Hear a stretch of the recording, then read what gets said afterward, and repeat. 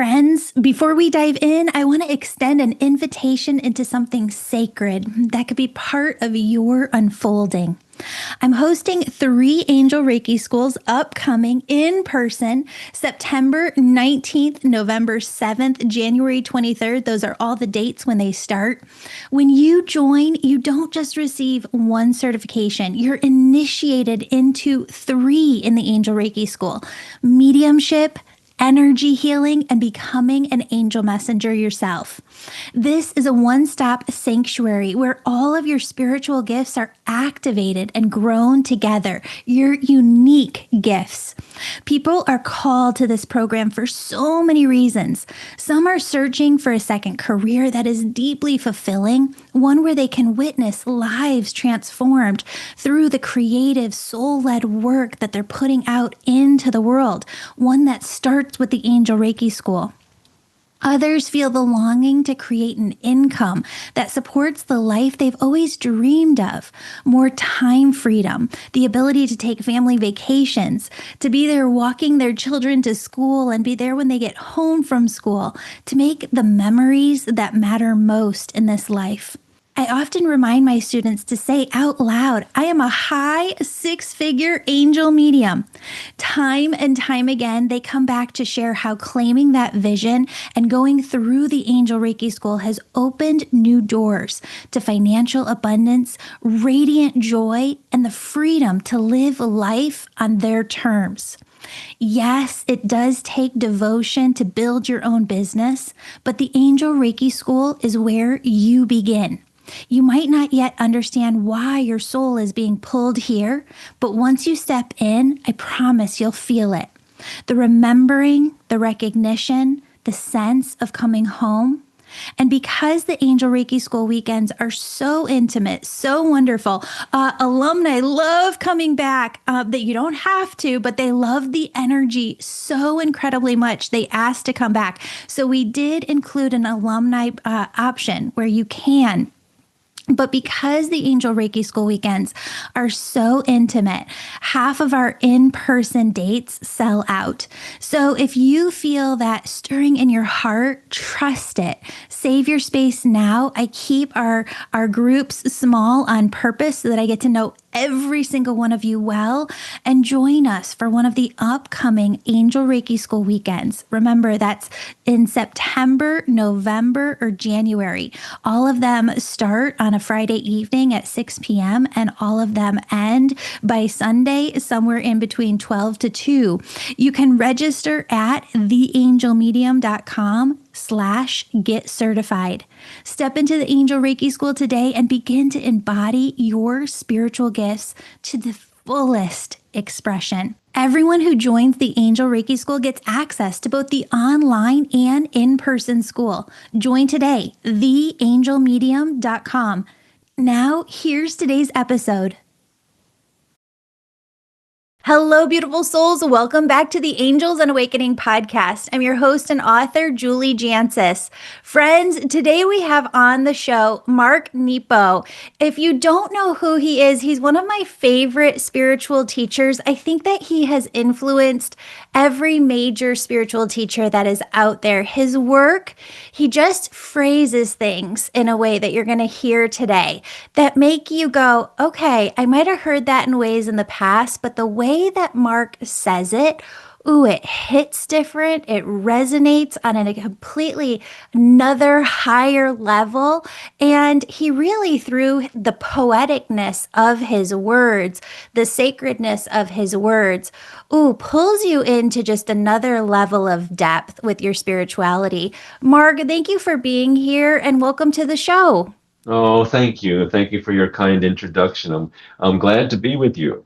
Yay! So we have your next book, or your latest book that has just come out, the 5th season, Creativity in the Second Half of Life. That just came out this summer. So people can go online, find that everywhere. I do want to talk about that a little bit, and I've got so many other questions as well. Sure. It seems to me, I've kind of been on this journey for a while, right? Like when I was growing up as a kiddo, things weren't really easy. I had to work for everything. I'm really glad that my dad instilled that in me young. But I mean, by the time I was in sixth grade, was trying to make ways to find ways to make money because the home life was just so chaotic. Yeah. And that kind of brings you into a survival mode that you can be in your whole life, even if you have that spirituality piece, and that's always been a huge thread within me. um, but you kind of get to this point, and I've heard celebrities talk about this. I've heard he's a brain kind of researcher, Dr. Daniel Amen, talk about this. Highly successful people, when they put them in brain researcher, look at their brain scientifically, they find that they've gotten everything that they want. And so they tend to not want as much. The mechanisms kind of change. And so when you step into the second half of life and creating, it's not from this survival mode anymore. It's more from your authentic soul self is what Yeah. I think. Tell us more about what you found as you researched and put together that book. Yeah. Let me back up a little bit, Yeah, and I hold some of that a little differently.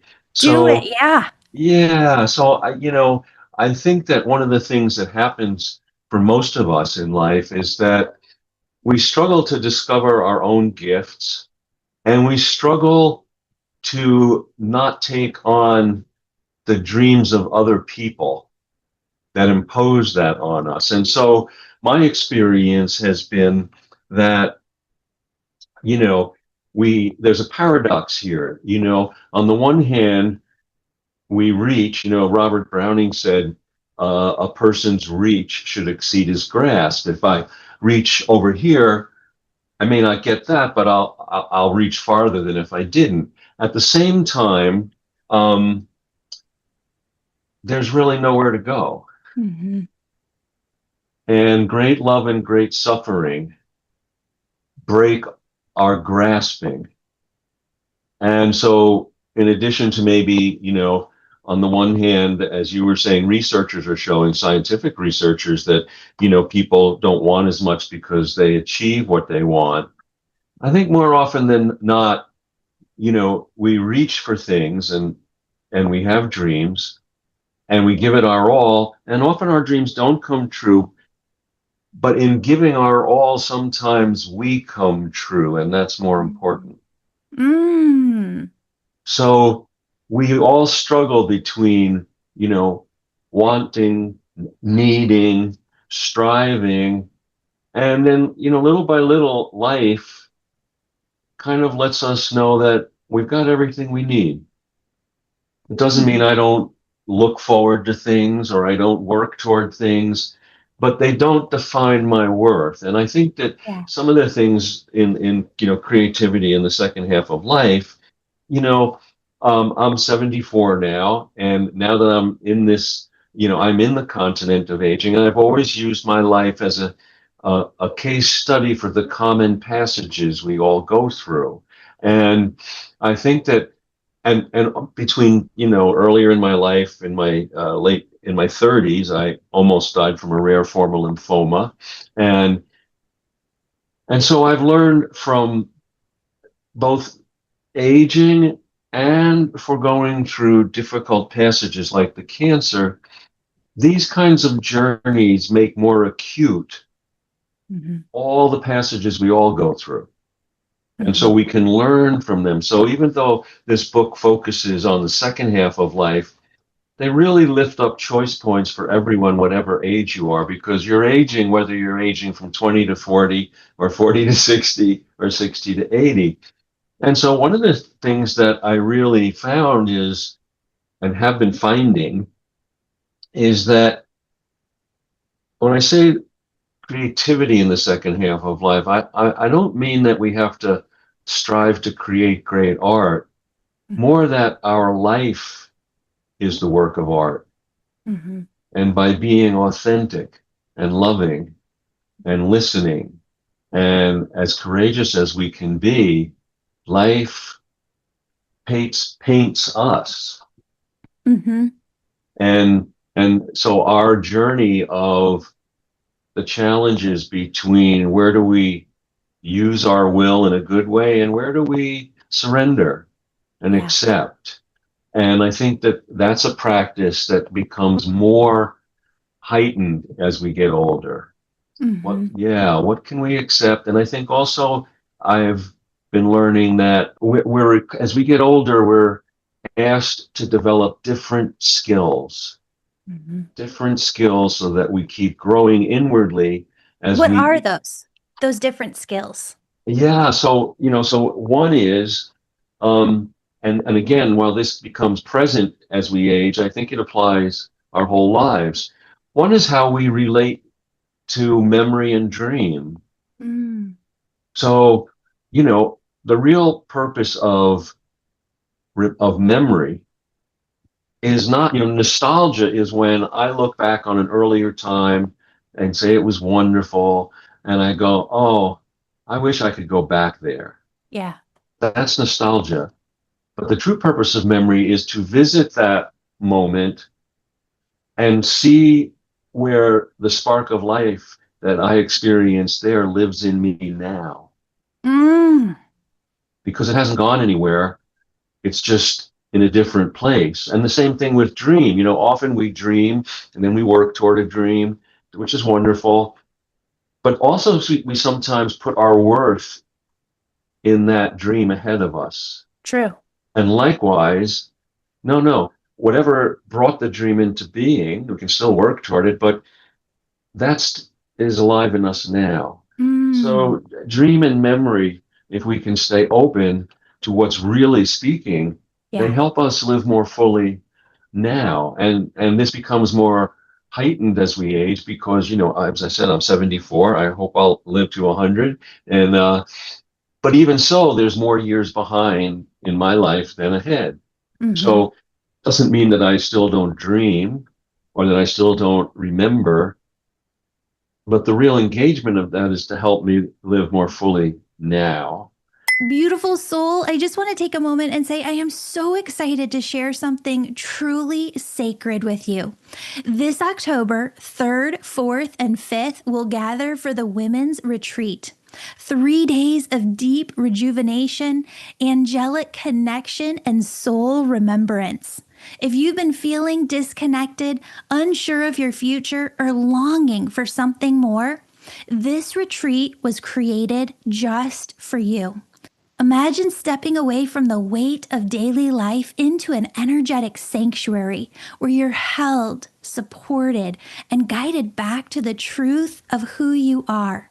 Here you'll laugh, release, and reconnect with your soul's deepest yearnings. This is your time to reconnect with your angels and awaken to the next chapter of your journey. And because I never want finances to stand in the way of a retreat, I've created a scholarship option just for this retreat. If your heart is called, this space, friends, I promise it's awaiting just for you. Come join us at theangelmedium.com/retreat. Say yes to your soul, say yes to your angels, say yes to this retreat. Questions? Email me at julie@theangelmedium.com. And now here we go back into the show. Yeah. And that's a different skill. Yeah, I've heard women say it in a way. They sometimes talk about the archetypes, maiden, mother, crone, and that as you step into crone, a lot of times what you didn't realize is that you weren't going to have that energy of the drive your entire life. And they kind of look back on those maiden, mother years as wishing they still had that same energy. How can you reframe that to bring that energy Well, in I a think way into your now? the energy shifts. It's not just we had it a certain way when we're young and then it doesn't appear that way, so we quote lost it. You Mm-hmm. know, I think I first learned this when I did in my 30s, blessed to survive cancer. It was a very challenging, even coming out of it, because before that, I was a driven young artist. Mm-hmm. And I was blessed to survive, but then I woke up and I lost my drive. Mm-hmm. And then I was worried, gee, well, did I lose my gift? And it was very confusing. And after 6 or 8 months, I discovered no, I hadn't lost it. I was now drawn to things, not driven. Mm-hmm. Mm. And the image that helped me understand that is the way rivers come to the sea. You know, when a strong river is going, the banks make it rush and it makes a lot of noise. It's powerful. Well, when it reaches the mouth of the sea, that energy and current doesn't disappear. Mm-hmm. It goes deeper and joins the ocean. True. And so what had happened to me is going through all of that, almost dying and still being here, my gift just went deeper. And so it was more subtle. And another way that we understand this is, when we're young, we want to be the light. Mm-hmm. And as we are shaped by life, we want to be in the light. Mm-hmm. And so it's not so much a loss of passion or energy as it deepens and expands and has a different feel to it. Yeah.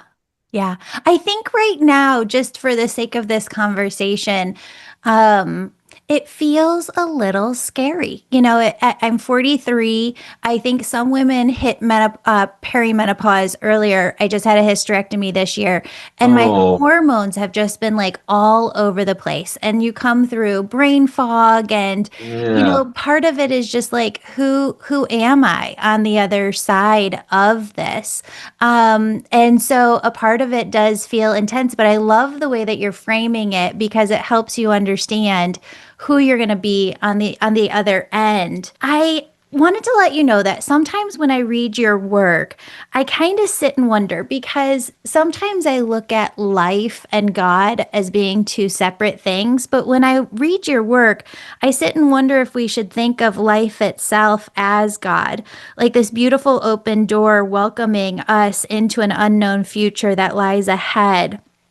If we're only willing to be curious enough, brave enough to put one foot in front of the other and march forward into a greater and greater and greater understanding of God as life.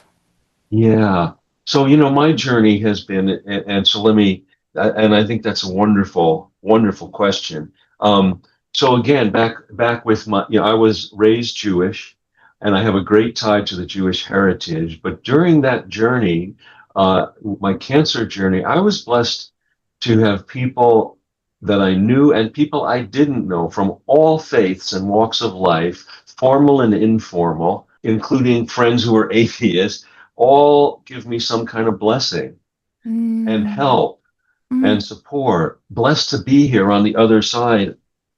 This is how I was drawn to become a student of all paths yeah. because I was not, and still not all these years later, wise enough to know what worked and what didn't. And I feel like I was challenged to believe in everything. Mm-hmm. And so I see that common unnameable center, which has 1,000 names, God, Yeah. Dharma, Atman, nature, everything, nothing, I don't know, I Holy Ghost, Allah, you name it. There are 1,000 names. And that unknowable mystery, that's, and I really encourage people to use whatever synonym is a doorway for you. We don't have to Mm-hmm. argue over names. And to be held in the wholeness of life Mm-hmm. is to experience the divinity and oneness Mm-hmm. that we could call God or again, 1,000 things. And our authenticity, our realness, our kindness um, is kind of the admission ticket to experience that. Mm-hmm. And we could say that one definition of joy is the experience of oneness. Mm-hmm. So, I think if you believe in anything bigger than yourself, I would call you a mystic. And Mm-hmm. as soon as we start to try to name what that is, then we go to our theological or scientific corners. But, I'm not interested in what we call it. I'm interested in how you relate to it and I relate to it. And then we can compare notes. And so, an atheist believes in something larger than themselves. They call it nothing. I call it everything. So what's the difference? We still can talk. Ooh, yes. That's beautiful, Mark. Oh, um, you talk a lot about listening, how listening changes us, and that true listening isn't passive. It opens us, softens us, reshapes us. I was wondering what your experience of hearing that all that is, how that works for you personally. Do you see it as listening to your own intuition, or how do you hear? Well, I think that there is a continual kind of learning and cleansing, if you will, that in order for me, I need to process and face and deal with my own feelings and thoughts and confusions and fears. And then that clears me out so that Yeah, I can hear everything that I'm not, that I can yeah, hear everything larger than me. And so, when I do that, then I can better receive you. And then by listening to each other deeply, the details will be different, but we will strengthen that common kinship we have with all things. So, this, so this way I can write when I express, and I mhm, think of, I'm not channeling, but I do feel like I feel like an inner explorer. I retrieve things in metaphors, stories, poems, things from my out through processing my own experience that open me to the common experience that is in others and in other times and in the whole mystery of life. And that's not just it's not like just looking through a telescope or a microscope. That openness um, connects us that the wholeness of life is a resource. mhm, It can fill us. It's healing. It can give us resilience. mhm. You also talk about how life asks us to blossom and not strive. I really love that. Life asks us to blossom, not strive. Like a flower, our task is to open and the bees will come. You often say that natural tendency when life gets hard is to kind of close off, to protect, to resist, to wall off. But you say the real work of the soul is to keep the heart open, even in those moments. And I found over the last year, the audience knows my daughter's going through some hard stuff. I went through some hard stuff this year. And I have found that that is hard. It's hard not to kind of close yourself away and isolate. And it's hard to keep yourself open. Can you Yeah, kind of describe this to folks? And yeah, just go deeper into it. sure. Well, I think the first thing is that everything about life opens and closes. As we're talking, our lungs are opening and closing, our eyes are opening and closing. And so, what's difficult and painful is when we get stuck in the extreme of one or another. And it's Hmm. certainly human and understandable that we all, so we're not going to eliminate, it's not the idea to be open 24/7. Yeah. Um, because again, even, if the heart was closed or open, it wouldn't pump and keep us alive. So we have to find what is the healthy rhythm for each of us. And when we're afraid and hurt, it is natural to close. But then the spiritual challenge is to always open after we close. Hmm. Not to say, oh, well, I shouldn't close, but to be gentle with ourselves and then open. We can practice opening, but it really matters when we're closed to open. And I think that because, at least for me, there is a cost or a pain. If we stay closed, there's a cost. Yeah. And the fear of opening, that feels hard too. But I have found that being closed and staying closed is more corrosive. It Mm. starts to eat at your soul. I love these anonymous ancient teaching stories, and this is an ancient Hindu story. There's a master and apprentice always, and this time the master is, if you ask him really, he really finds the apprentice annoying because all he does is complain about life. So he says to the apprentice, I want you to get a handful of salt, bring it to me, put it in a glass of water, and return to me. So he does, and he says, drink. The apprentice drinks and he spits it out. Mm. And the master says, what's the matter? He says, it's bitter. The master says, I want you to get the same exact amount of salt in your hands and follow me quietly. And he does. He follows him to a lake, and the master says, put the salt in the lake. He does. He says, drink.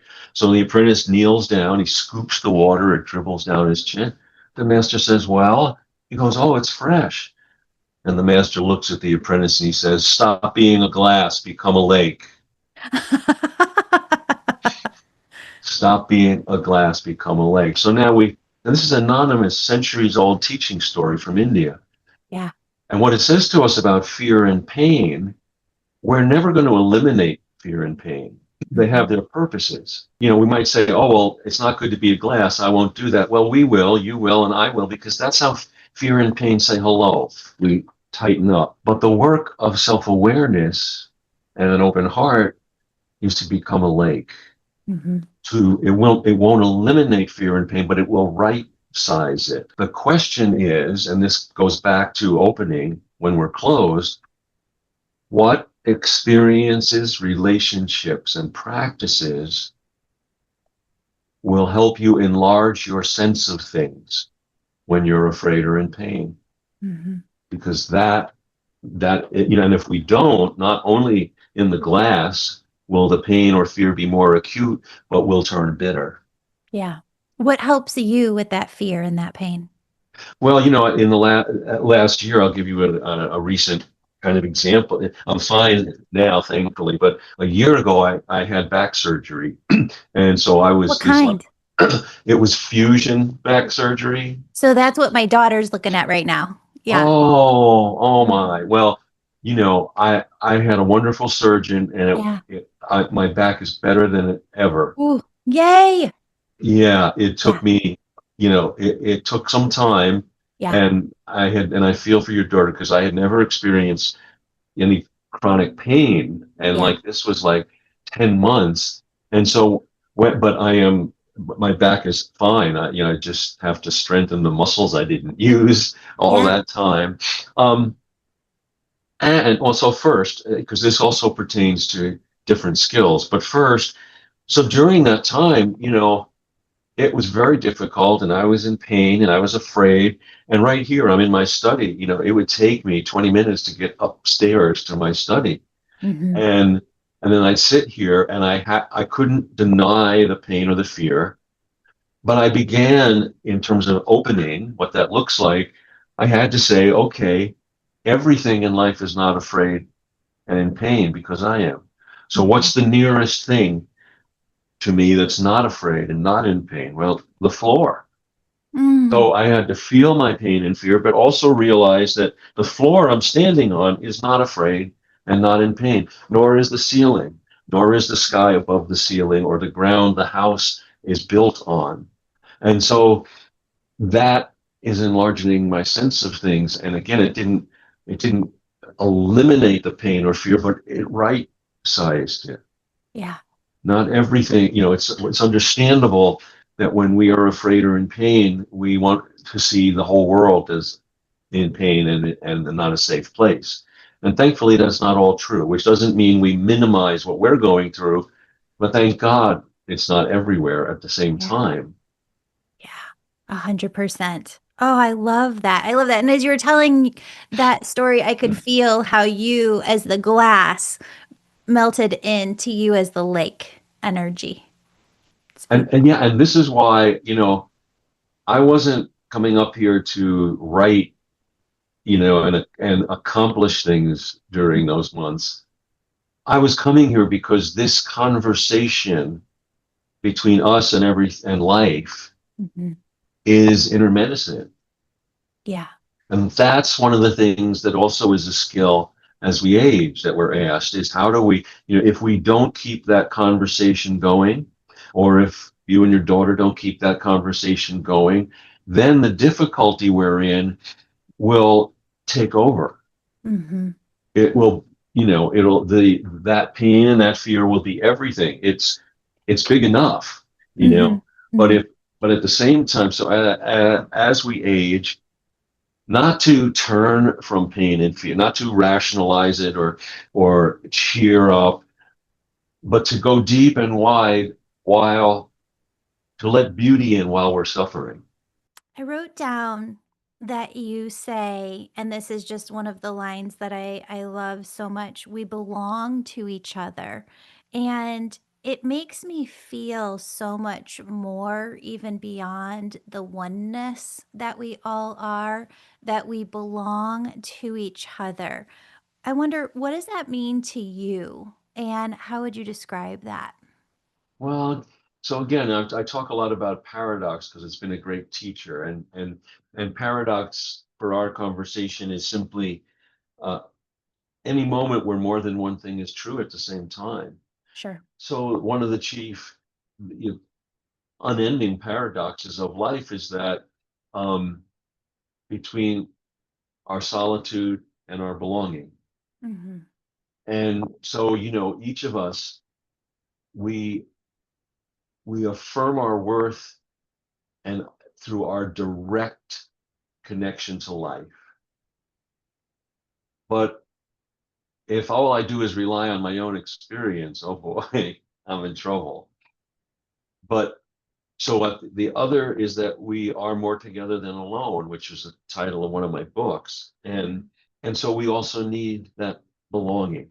We need so if I go deep enough into me, I find you and you me. So there are two metaphors here that are very helpful. One is the teacher that whales and dolphins are. So they're mammoth creatures and they're air breathing creatures. Though they can stay under a long time, they have to break surface to breathe air or they will die. And they also can't stay out of water too long because they have to be immersed in the deep or they will die. If they come out of water and they breach Yeah. and so they're not out of water that long, but if they were on land and weren't able to get back in the Oh, sure. water, the lack of their body being immersed in water, that will they need the depth because that immerses them and refurbishes their whole body by the Wow. water. They're great teachers about solitude and community because, it's not, doesn't matter whether we're introverts or extroverts. We each need by ourselves to return to the deep. Yeah. And we also need to be in the world. And so the question is, what is the healthy rhythm for you? Mm-hmm. What is the healthy rhythm for you? So we belong to life and we belong to each other. So I can't just stay as much as I'd like to. I just can't stay down there forever. I'll Yeah. die. Yeah. And I can't just be in the world all the time and never renew my direct experience of life by going into the deep. And they do this. And so the question that I often ask folks in circle is right now, are you too much in the deep or too much in the world? What do Mm. you need to balance, to healthfully balance yourself? And the other is a metaphor is comes from the third century Christian desert fathers. And they have this wonderful metaphor of a wagon wheel. And so, a wagon wheel has a hub and spokes and a rim. Well, they said, well, every soul on earth is a spoke Mm. in that wheel. And when we inhabit who we are and discover our gifts, and we go outward, that's the life of becoming. And then no two spokes. Each spoke holds up a different part of the rim, and that's community. And we Mm. need everybody's unique gifts for a community to be strong. If I go inward to the center of the wheel, we all meet in the middle. Mm-hmm. And that's our life of being. You can call the center God or whatever you want. But the beautiful thing about that metaphor is it holds the paradox of our becoming and being. Yeah. And so that this is also how we belong to each other, because if you take out any one of those three parts, there's no wheel. Yeah. Take out the hub, you take out the spokes, or you take the rim off. Do you remember in the 1980s or the 1990s when I grew up as a kid, you had those kind of clip-on little things that you could put on your bike wheel, and they Oh were yeah, kind of like jewelry for your bike, right? And as you would turn the wheels of the bike and you're riding the bike, they would go up and down. They would go up and down those spokes. And so as you were saying that, I was thinking that's a rhythm too, just like the dolphin, coming up to the surface and going back down. All of humanity is on this wheel, kind of going to the center and back out to the surface, to yes, God and back out to the world to live. yeah, that's beautiful. Absolutely. Beautiful. Oh, you're always giving us new terminology to use. I love it, Mark. You're the original AI before we had Chat GBT, the most beautiful language. Um, Speaking of that, I think in this new day and age of social media teachers, actually, you know what? I kind of covered that question, so I'm not going to go into that one. Sure. I'm going to have my podcast editor take that piece out. Andy, can you take that last question out that I just asked, like the last 5 seconds? Okay. One of the other things that you say that really grabs my heartstrings is compassion is an act of courage. To see another's pain and to remain open, like we've been talking about, is one of the bravest things that we can do. And it makes me think about seeing things from another person's perspective, having grace for other people, giving grace to other people, compassion as an act of courage. Talk about Yeah. that. Yeah. Well, let's start with compassion. The word literally means to be with. Yeah. And so to be with means if I'm if I'm going to be with you, that means I'm going to feel your pain. You're going to feel mine. I'm going to feel your wonder. I'm going to feel your questions. So it's compassion isn't a spectator sport. It means that we're really going to be on this journey together. Yeah. And so a couple of things about compassion. It takes courage because we have to open our heart. And a very simple thing, which will be very normal, I'm sure you recognize, but my wife Susan and I have been together almost 30 years, and somewhere, I don't know, in the first 10 years or something, and she was upset about something, and I don't remember what, but I was trying to help. And so, I started to problem solve, you know, and she very, strongly and wisely stopped and said, you just don't want to feel what I'm feeling. Mm, And I was like, at first, like, what do you mean? And I said, you're right. I'm sorry. mm, I need to sink into what you're feeling. I need to be with it. And, um, and that means I'll feel some of that. And so that first, and so this also requires the courage is being human. We may not always be ready to do that, which is not a deficiency. It's being human. So if you're sharing something with me and I'm there for you, I could be listening to you, and all of a sudden, just as you're opening your heart, for some reason, I remember I didn't pay the phone bill. mhm, And I go, oh no, and I miss what you said. Well, the courage is not pretending I heard you. mhm. The courage is saying, wait a minute, I know this is important. I got distracted. Can we back up? I don't want to miss this. Yeah. And so there's a courage in accepting our humanness so that we can be totally compassionate. And that means accepting our limitations. So another simple example is you're going to get a new refrigerator and we got to move the old one. And you ask me, I come over to help and we start to lift it and you say, you got your end? Mhm, And well, if I'm not honest, I could hurt you. mhm, So part of that courage is honoring my own limitations and saying, maybe we need a third person. mhm. Let's Yeah. call up somebody else to help. Ooh. So this starts to open us into help and honesty. And so compassion, and so there's another thing I think about compassion that is,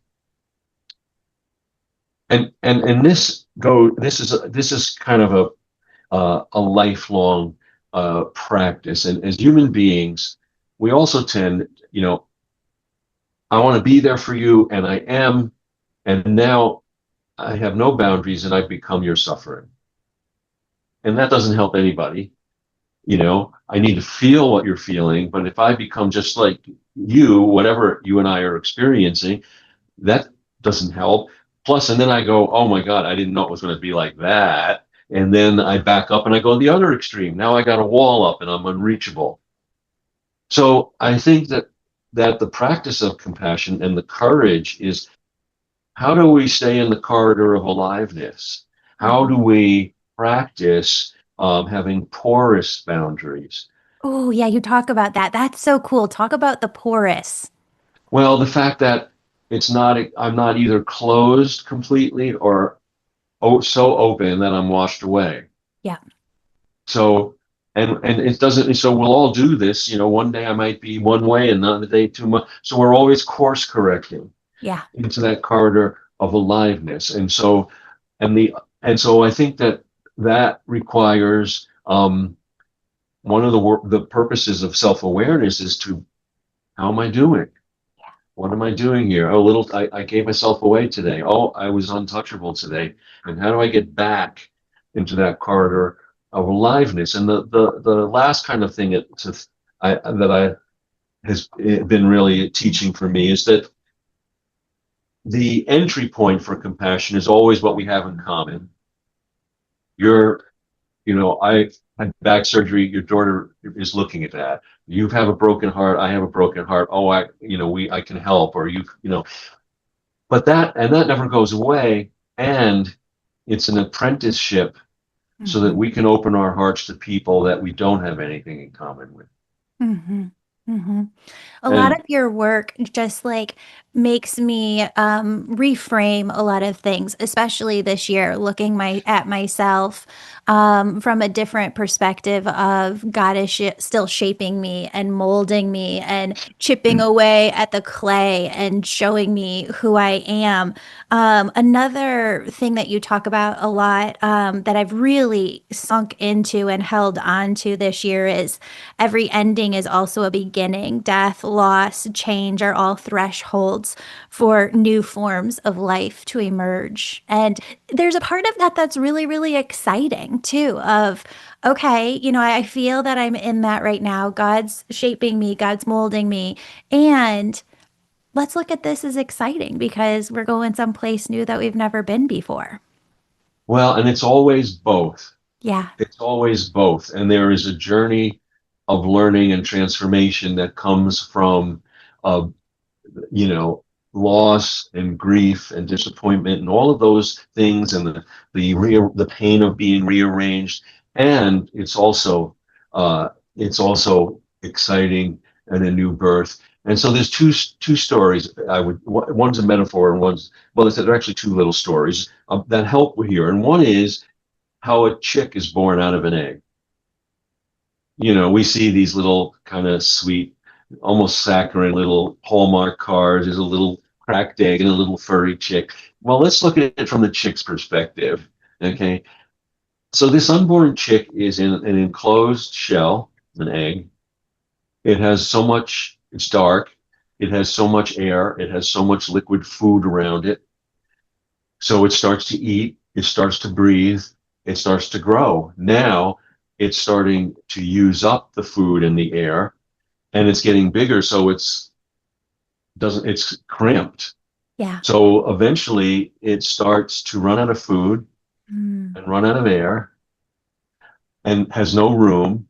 So for the chick, it feels like the world's coming to an end as it knows it, and it is. So it's pretty traumatic. It's suffocating, it's starving, it has no room, and so then it assumes its full stature and breaks its world open only to be born. Mm. It's beautiful.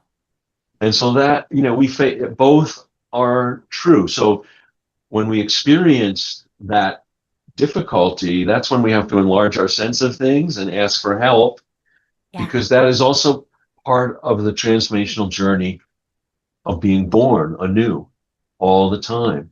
Yeah. Um, and what's your dog's name? Oh, Lulu. This is Lulu. Lou. She must have known that we were talking about animals because she came all the Uh, way up and wanted to be yeah. with us. Yeah. No, great, great. Um, Yeah. our dog is Zuzu. She's with my wife Susie Oh, right now. Yeah. Lulu and Zuzu. Yeah. So the other story Yeah. is in Dante's Divine Comedy, he is guided by a spirit guide, Virgil, who wrote the epic, the Roman epic, the Aeneid. But he's guiding Dante through this path, through hell and purgatory into paradise. And there's all these things they see. But anyway, right smack in the middle of the whole thing, they come upon a wall of fire. And Dante goes, "Well, this has been great. Thanks so much, but I'm good, you know." And Virgil sweeps in front of him as a spirit and says, "This is the fire that will burn, but it will not consume. You must go through it." Oh, that's powerful. And Dante, I'm okay, really. I'm good. I think this has been great. I don't need to. And really gets in his face and repeats it. This is the fire that will burn, but not consume. I will meet you on the other side. And he vanishes. Hmm. So Dante summons up his courage and he moves through the wall of fire. And he's nicked. There's a burn here and there, but he's okay. And Virgil is never to be seen again or heard from again. Now, this is like a spiritual riddle or a koan. Did he lie to Dante? Did he deceive him? Well, we don't know. There's nothing said about it. But I hold it as in the things we're talking about, I think he vanished because that fire, that wall of fire is the fire of transformation. And everyone has to go through it in their lifetime. It may not look like a fire, it could be whatever difficulty that's suddenly there. That whether it's losing someone or a dream changes or a job changes or who we are breaks apart. But once going through that wall of fire, he didn't need Virgil because going through the wall of transformation, he became his own guide. And Beautiful. that doesn't mean we don't learn from others still, but then we consult our own spirit, Yeah. our own soul. One of the things that I've been looking at, and there's just three things that you say that are big aha moments for me that I just want to share with people before we break. I think that you show that our stories are medicine for one another, and that by kind of opening up to what we've lived through, we heal not only ourselves, but others can benefit from that as well. I think it's so needed. Even where we're going in the future, those stories are just always going to be so needed. So thank you for showing me that. And yeah, I have in here big aha moments. To live fully is to be porous. Let life move through us without clinging or resistant. Resistance is freedom. And the miracle is already here. We don't need to chase enlightenment. This is something that you say too. I love that. The miracle is already here. We don't need to chase enlightenment. The sacred is present in this breath, in this moment. Yeah, thank you. Thank you. I really, in my experience, for me, in this life, we're taught that to chase meaning, to chase, that we got to go from here to there. And even the FOMA, fear of missing out, almost dying and still being here, has taught me there is no there, there's only here. We may travel on the surface from here to there, but once we're together, it's the same eternal moment that opens. We grow in to out, not from here to there. And flowers are a great teacher in this. Because think for a minute, okay? A wildflower or a planted flower, the seed starts underground and it starts growing to a force it has never seen, heard, or experienced, light. It's in the dark and it's growing toward light. When we follow our heart, that's how we become who we are. And then the flower breaks ground. And now it grows in two directions, roots and shoots. out Mhm. and in at the same time. And once it's strong enough, it starts to flower. And when a flower blossoms, it is revealing its inner beauty by literally turning itself inside out. Oh, so beautiful. And it does this without going anywhere. Yeah. So, this is a great teacher of the courage of being who we are, of living our lives, of showing up for each other. Hmm. Mark, open invitation. Every time you hear, we go so much deeper, and I just feel the depth and presence and sacredness. And I just thank you so much for who you are and for having the courage to be who you are in this lifetime and share with all of us because you've just changed so many lives, and I'm so Oh, grateful. Tell everyone where they can find you and your books. And I have in my library a whole Mark Nepo section. All of your oh, books are in one section. oh, thank you. Thank you. Yes. Well, folks can find me and where I'm teaching and everything on marknepo.com or live.marknepo.com. Amazing. Amazing. Thank you so much for sharing. Oh, you're so welcome. It's great to be with you. Beautiful souls, before we close, I just want to say thank you. Thank you for being here, for listening, for walking this path of radiant energy oneness alongside me. Your presence means so much. If you feel called to go deeper, there are so many ways that we can journey together. The Angel Reiki School, the upcoming women's retreat, the Angel membership. In September, we begin a brand new course in the Angel membership called Clearly Hear Your Intuition. And in October, we're starting a course called Find Your Purpose in 30 Days. These are soul shifting, life changing offerings, and I would love to hold space for you inside them. You can join the Angel membership to receive these courses or simply purchase them on their own at theangelmedium.com/membership. Or if you want to purchase them on their own, you can go to theangelmedium.com/shop. And now let's take a moment together. I want you to take 3 deep breaths in and out. With each breath, feel love moving through you. Ask your angel the question or questions that are resting on your heart, and then listen. Their whispers arrive as intuition, as knowing, as peace. Friends, if you long to hear your angels more clearly, don't forget I've got a course for this coming up in September where you can really start to hear your intuition more clearly. I'll walk you through step by step. Until next time, friends, breathe, trust, and know that you are never alone. Your angels are always, always, always with you. Love you.